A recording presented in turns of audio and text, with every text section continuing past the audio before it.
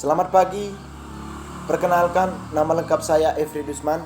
Saya mahasiswa di Universitas Katolik Indonesia Santo Paulus Ruteng, program Sarjana Keperawatan, kelas 2020B, NPM 2020-1032. Baik, di sini saya akan mempresentasikan sebuah materi yang berjudul kebutuhan gizi pada ibu hamil.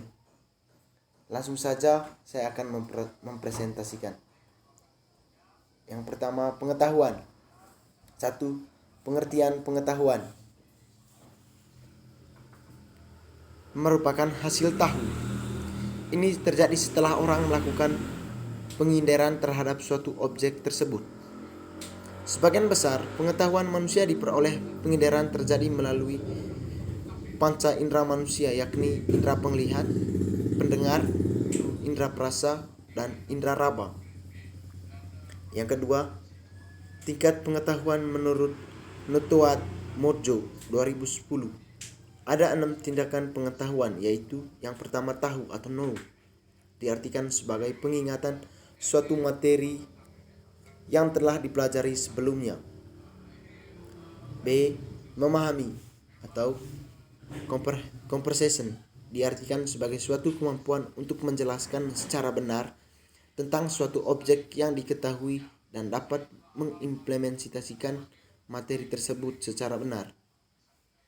Yang ke-C, aplikasi atau application, diartikan sebagai kemampuan untuk menggunakan materi yang telah dipelajari pada situasi atau kondisi real ataupun sebaliknya.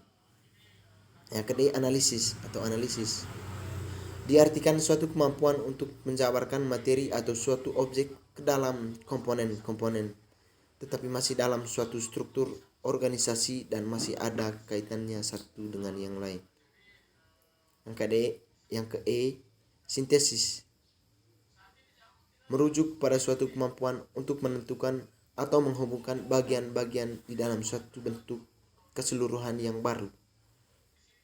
Yang ke-G, evaluasi atau evaluation, berkaitan dengan kemampuan untuk melakukan justifikasi atau penilaian suatu materi atau objek.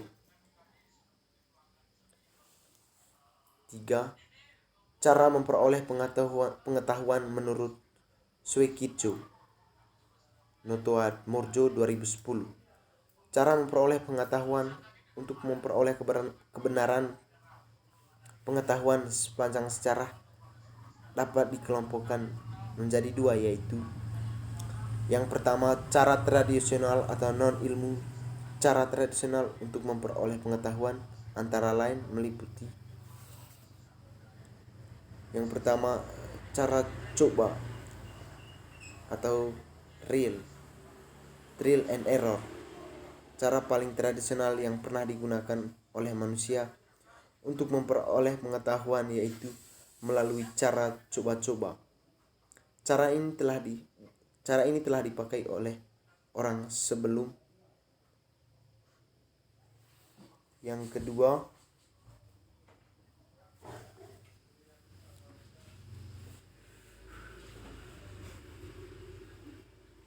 cara kekuasaan atau otoriter, sumber pengetahuan dari pemimpin masyarakat baik formal maupun informal. Yang ke-B, kehamilan. Pengertian kehamilan adalah pertumbuhan dan perkembangan janin inti uterir mulai sejak konsep dan berakhir pada permulaan persalinan. Kehamilan adalah masa ketika seorang wanita membawa embrio atau fetus di dalam tubuhnya. Awal kehamilan terjadi pada saat sel telur perempuan lepas dan masuk ke dalam saluran sel telur. Periode antarpartum menurut Arinak DDK 2010. Periode antarpartum dibagi menjadi 3 trimester, yaitu yang pertama, trimester yang 1 berlangsung pada 0 minggu hingga ke minggu 12. Yang ke-B, trimester minggu ke-2 sampai minggu ke-13 sampai dengan minggu ke 27. Yang ke C, tiras meter yang ketiga, minggu ke-28 sampai dengan minggu ke-40.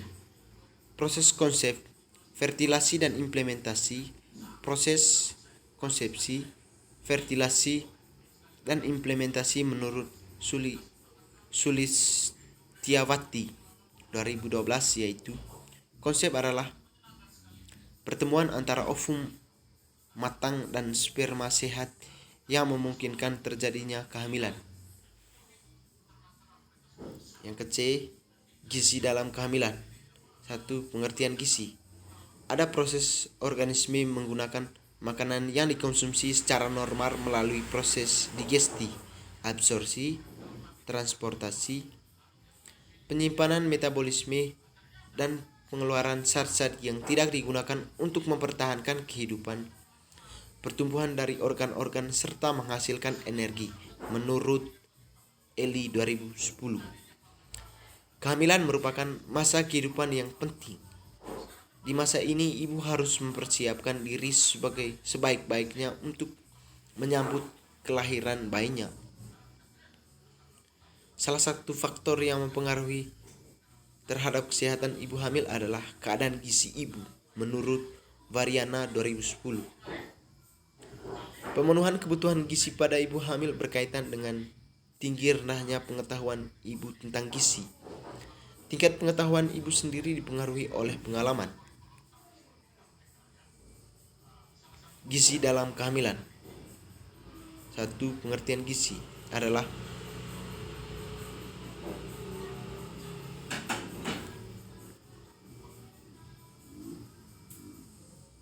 proses organisme menggunakan makanan yang dikonsumsi secara normal melalui proses digesti, absorpsi, transportasi, penyimpanan, metabolisme, dan pengeluaran zat-zat yang tidak digunakan untuk mempertahankan kehidupan, pertumbuhan dari organ-organ, serta menghasilkan energi.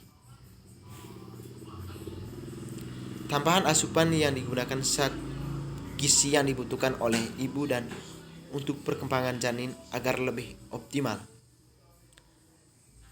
Beberapa zat gizi yang perlu ditambahkan sehingga asupan sesuai dengan standar yang dibutuhkan, sehingga kesehatan ibu tidak terganggu dan perkembangan janin pun bisa optimal. Kehamilan adalah hasil yang terjadi setelah orang ibu melakukan pengindaran terhadap suatu objek tentang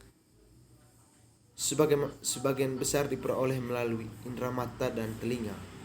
Pengetahuan merupakan bagian yang penting dalam membentukkan praktik seseorang.